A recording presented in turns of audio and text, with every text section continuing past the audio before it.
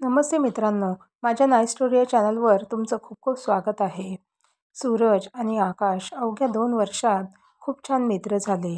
सूरज मूळचा मुंबईतील अशोकनगरमधला, तर आकाश सातारा येथील जांतेवाडीमधला. 11वीसाठी दोघांनी पुण्यातील घोले पाटील कॉलेजमध्ये ॲडमिशन घेतले. 10वीत चांगले गुण असल्याने विज्ञान शाखेमध्ये ॲडमिशन घेणे सोपे झाले. प्रथम दिवशी आकाशचा उडालेला गोंधळ सूरजच्या मदतीमुळे सोपा झाला. गावाकडील असल्यामुळे आकाशचा शहरी वातावरणामुळे गोंधळ उडत होता आणि त्याचे एक मुलाकडे लक्ष गेले, ज्याने नुकताच त्याचा ॲडमिशन फॉर्म सबमिट केला होता. जवळून सूरज जात असताना आकाशने आवाज दिला, "मित्रा, एक मदत करतोस का?" "मी आकाश." "हॅलो आकाश, मी सूरज." "बोल ना, काय मदत हवी आहे तुला?" "मला जरा फॉर्म भरायला थोडी अडचण येत आहे." मदर्स मेडन नेम यात काय लिहायचं आहे?" आकाशने विचारले. "अरे, आईचे नाव लिही तिथे. बाकी फॉर्म पाहू तुझा. अजून काही अडचण असेल तर सांग. माझा फॉर्म सबमिट झालाय." असे बोलून सूरजने आकाशची फॉर्म भरायला मदत केली. अशी दोघांची ओळख झाली. घरे दूर असल्याने त्यांना कॉलेजच्या हॉस्टेलमध्ये राहावं लागणार होते. दोघांची पहिलीच वेळ होती घरापासून लांब राहण्याची. सकाळी झालेल्या तोंड ओळखीमुळे दोघांनी एकाच रूममध्ये राहण्याचा निर्णय घेतला. पहिल्या दिवशी खूप गप्पा झाल्या, असे पण दोघे एकमेकांबद्दल अनोळखी होते. झोपताना सूरजच्या मनात एक भीती होती, ती म्हणजे रॅगिंगची. पण तसे काही झाले नाही. कदाचित पहिला दिवस असेल म्हणून.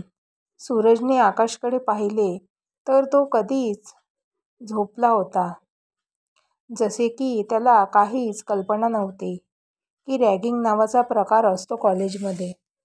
आता जवळपास 20 दिवस झाले होते दोघेही हॉस्टेल लिफेमध्ये रोडले होते. घरच्यांची पण आठवण कमी येत होती.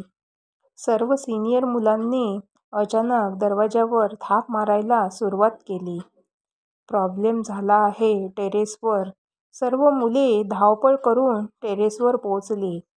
समोर पाहतात तर रॉकी आणि त्यांचे टवाळ मित्र हॉस्टेलमधील गादी अंथरून बसले होते. काही मुलांना कल्पना आली की ती रात्र आली, ज्याची भीती सर्व नवीन मुलांना होती. अचानक रॉकी उठला आणि त्याने सुरुवात केली, "आपण रॉकी, आपण अजून पण नंबर 1 आहे. अभ्यासात नाही तर टपोरीपणात." रॉकीचे सर्व मित्र हसायला लागले, जणू त्यांना नव्या मुलांना त्रास देऊन खूप दिवस न मिळालेला आनंद मिळणार होता. "सुरू करा रे पंटर लोक," असे रॉकी बोलताच त्यांच्या मित्रांनी नवीन कल्पना सुचवायला सुरुवात केली. "नाचायला सांगूयात का? गाणं म्हणायला सांगूयात का?" असे अनेक रॅगिंगमधले प्रकार सुचवले गेले. रॉकी म्हणाला, "गाण्यापासून सुरुवात करू." असे म्हणून सर्वांना एक एक करून बोला असे सांगितले. आकाशला हे पटत नव्हते, तरी त्याने गाणे म्हटले. आजची रात्र गेली आणि मुलांना कल्पना आली की आतापासून हे वर्षभर चालणार. असेच आकाश आणि सूरज त्यांच्या रूममध्ये आले. आकाशला तर खूप राग आला, पण त्याने तो गिळून घेतला, कारण त्याला कॉलेज पूर्ण करायचे होते आकाशचा मूड समजून सूरजने घरच्यांचा विषय काढला. आकाश पण बोलता झाला. त्याच्या घरात आई वडील होते. आजी लहान वयात सोडून गेली होती असे त्याला आजोबांनी सांगितले. आजोबांचे पण निधन मागच्या वर्षी हृदयविकाराने झाले. आजोबांच्या आठवणीने आकाशला भरून आले. पण स्वतःला सावरत आकाशने सूरजला विचारले, तुझ्या फॅमिलीबद्दल सांग की. सूरजने सुरुवात केली. आजी आजोबा, आई बाबा आणि एक लहान भाऊ असा आमचा परिवार. उद्या कॉलेजला जायचं असे बोलून दोघांनी आवरते घेतले आणि दोघे आपापल्या बेडवर जाऊन झोपण्याची तयारी करू लागले. आणि थोड्या वेळात झोप पण लागली. असेच काही महिने चालू राहिले. दिवाळी झाली आणि सर्व मुले गावावरून परत आली. 1 महिना काहीच नाही झाले. सर्वांना वाटले सुटलो आपण रॉकीच्या त्रासातून. अशाच एका दिवशी असं पण आज रविवार होता म्हणून सगळेच निवांत होते असे वाटत असतानाच संध्याकाळी 6 वाजता सगळ्यांना पुन्हा एकदा टेरेसवर बोलवले गेले.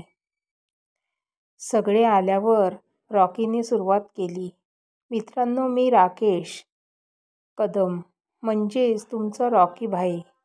तुम्ही मला ओळखलंत असाल, असे म्हणून जोरात हसायला लागला. आज आपण सर्व मित्र होणार आहोत असे बोलून आपल्या मित्रांना सूचक इशारा केला. तर सर्वांनी बिअर ग्लासात ओतायला सुरुवात केली. पर्यावरण प्रेमी रॉकीने पेपर ग्लास आणायला सांगितले होते. सर्वांकडे ग्लास फिरवले गेले. एक एक ग्लास सर्वांनी घेतला. आकाशने आधी मित्रांबरोबर घेतली होती, पण सूरजला हे नवीन होते. त्याने ग्लास घेतला आणि शांतपणे पाहत थांबला. रॉकी म्हणलं, चिअर्स माझ्या नवीन मित्रांनो. काहींनी प्यायला सुरू केले तर काही संस्कारी मुले विचारत होती. हे पाहून रॉकीला राग आला आणि म्हणाला, जर कोणी पिणार नसेल तर त्याला वर्षभर माझ्या रागाला सामोरे जावे लागेल. सूरज बऱ्यापैकी मागेच होता. आजूबाजूचा अंदाज घेऊन पटकन जिन्याने खाली आला आणि सिक्युरिटी कॅबिनमध्ये आला. रविवार असल्याने रेक्टर आज बाहेर गेले होते. आत येऊन सूरज सांगू लागला, सावंत काका, रॉकी आणि त्याचे मित्र टेरेसवर दारू पार्टी करत आहे. जे मुले पित नाहीत त्यांना जबरदस्ती धमकी देऊन पिण्यास भाग पाडत आहेत.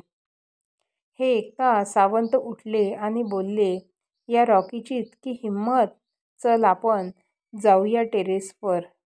असे बोलून सूरजला घेऊन निघाले. टेरेसवर पोचल्यावर काही मुले सावंत काकांना पाहून शांत झाली. रॉकी असा आवाज आल्यावर रॉकीने मागे पाहिले. सावंत होते. काय चाललंय हे मला समजले नसते जर हा मुलगा माझ्याकडे आला नसता तर. आणि त्यांनी सूरजला समोर आले. तुझी एवढी हिंमत की तू टेरेसवर पार्टी करणार, तेही मला न सांगता, असे बोलून सावंत काका रागाने रॉकीकडे पाहायला लागले. रॉकी म्हणाला, सावंत काका, तुम्हाला स्पेशल आहे. नंतर पोस्ट करणार होतो कॅबिनमध्ये.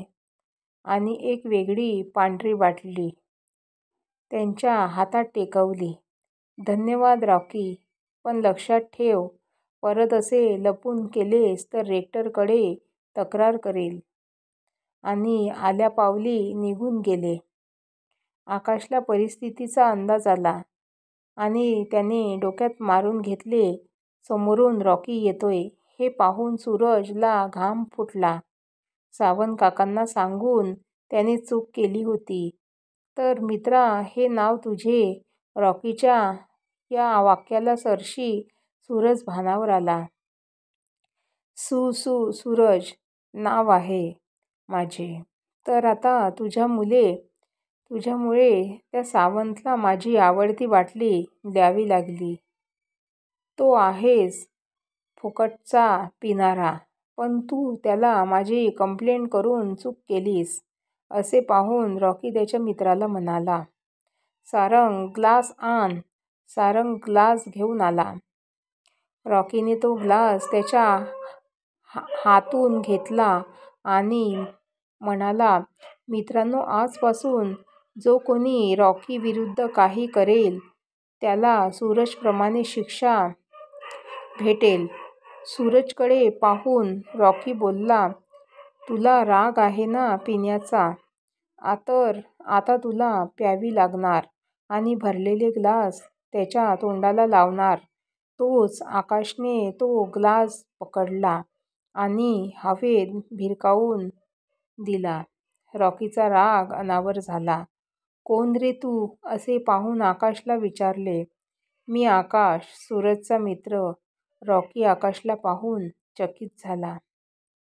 गावाकडे असल्यामुळे रॉकीचे शरीर कसलेलं होतं आणि पैलवानप्रमाणे त्याने दंड थोपटले. रॉकी समोरून आल्यावर त्यांना असा धोबीपछाड केला की त्याला पाहून 2 ते 3 उठणार नाही याची पाहणाऱ्यांना खात्री झाली. रॉकीचे पंटर लोक पण हळूहळू निघू लागले. सूरजचा जीव भांड्यात पडला. जर आकाश नसता तर त्याला पुढचे चित्र कसे असते याचा अंदाज आला. थँक्स आकाश, असं बोलून तो आकाशजवळ गेला. काय भावा, बस का? असे बोलून आकाश हसला. चल रूममध्ये जाऊन फ्रेश होतो आणि पायऱ्या उतरून रूमकडे निघाला. आता हॉस्टेलमध्ये रॉकीची जागा आकाशने घेतली होती. पण आकाश सहसा कोणाला स्वतःहून त्रास देत नव्हता. मुलांनाही सुरक्षित वाटू लागले. पाहता पाहता 11वीची परीक्षा संपली आणि सुट्टी चालू झाली. सूरजने आकाशला घरी येण्यास आग्रह केला. काही दिवस तरी चल, मुंबई दाखवतो तुला. एन्जॉय करूयात. थोडा विचार करून आकाशने संमती दर्शवली. पण फक्त 2 दिवस. मला पण घरी जायचं आहे. दुसऱ्या दिवशी सकाळी दोघेही पहाटे पुणे स्टेशनला पोहोचले. पुणे से मुंबई जानेवाली सिंहगड एक्सप्रेस 6:15 पर प्लेटफॉर्म नंबर 1 से निकलने वाली है. हे ऐकता सूरज आकाशला बोलला, आपली ट्रेन प्लॅटफॉर्म 1 वर येईल थोड्याच वेळात. बरोबर 6:15 वाजता ट्रेन आली. सूरज सवयीनुसार पटकन ट्रेनमध्ये गेला. इकडे आकाश गर्दी पाहून गोंधळला. सूरजला खिडकीजवळची जागा मिळाली.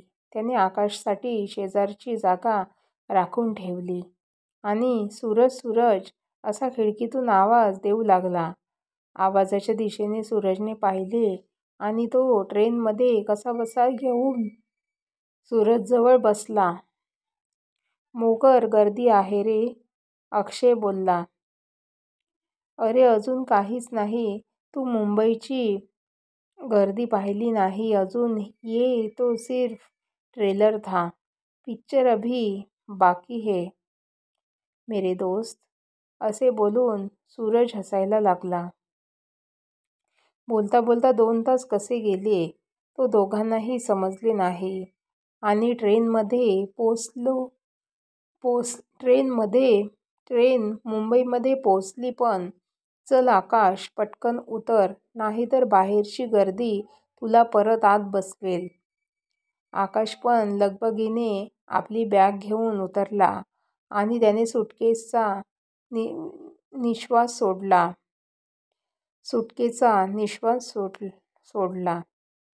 रेल्वे स्टेशनमधून बाहेर पडल्यानंतर सूरजने एका टॅक्सीवाल्याला हात केला. काळ्या पिवळ्या रंगाची टॅक्सी दोघांपुढे येऊन थांबली. अशोक नगर को जाना है, चलोगे क्या? सूरजने विचारताच टॅक्सीवाला बैठो, 80 रुपये होंगे म्हणाला. ठीक है, असे बोलत सूरज आणि आकाश टॅक्सीत बसले. 15 ते 20 मिनिटात टॅक्सी अशोकनगरमध्ये पोचली. पैसे देऊन सूरज आणि आकाश टॅक्सीतून उतरले. पोचलो एकदाचे. हुश, आकाश बोलला. रोशन कॉम्प्लेक्स असे बिल्डिंगचे नाव होते. आपले घर 5व्या मजल्यावर आहे. चालत असताना सूरज बोलला. ट्रिंग ट्रिंग कर कर, टिंग टॉंग कर कर. 2 वेळा बेलचा आवाज ऐकून विशाखाबाई म्हणजेच सूरजची आजी कोण आहे? आले, 1 मिनिट असे म्हणत दरवाजा उघडला. अरे सूरज, आलास का? कसा आहेस? प्रश्नांचा भडीमार चालू केला. हो माई, आतमध्ये तरी येऊ दे की, बाहेरच ठेवणार आहेस? असे म्हणत सूरज आत शिरला. माई या, माझा मित्र आकाश मुंबई फिरायला आला आहे. 2 ग्लास पाणी आण ना. खूप प्रवास झालाय आणि खुर्चीत बसला. दोघे हॉस्टेलला एकत्र राहतात हे घरच्यांना माहीत होते, पण आकाशला पहिल्यांदा ते समोरे पाहत होते. आकाश देखील गुणी बाळासारखा बसला होता. आई, आम्ही संध्याकाळी बाहेर जाणार आहोत फिरायला आणि आता काही खायला असेल तर दे, भूक लागली आहे. असे सूरजने म्हणल्यावर स्वयंपाक झाला आहे, ताट पाडते. असे म्हणत आई स्वयंपाकघरात गेली. संध्याकाळ. सूरज म्हणाला, चल आकाश, फिरून येऊ. जवळच एक छान वस्तू संग्रहालय आहे. असे करत आकाशचे 4 दिवस मुंबईत फिरण्यात गेले. आता आकाश म्हणाला, मला गावी जावं लागेल. मी उद्या निघतो. ठीक आहे, सूरज म्हणाला. दुसऱ्या दिवशी सकाळी सूरज आकाशला पुण्याच्या ट्रेनमध्ये बसून आला. आकाशला जांतेवाडीला पोचायला संध्याकाळचे 5 वाजले. घरी आल्यावर महिना कसा संपला हे समजलेच नाही. 15 जूनला सर्व मुलांनी कॉलेजमध्ये हजेरी लावली. मित्रांनो, तुम्हाला माझी स्टोरी जर ही आवडली असेल तर माझ्या चॅनलला लाईक आणि कमेंट करायला विसरू नका. मी तुमच्यासाठी अशीच नवीन स्टोरी घेऊन येईन. थँक्यू.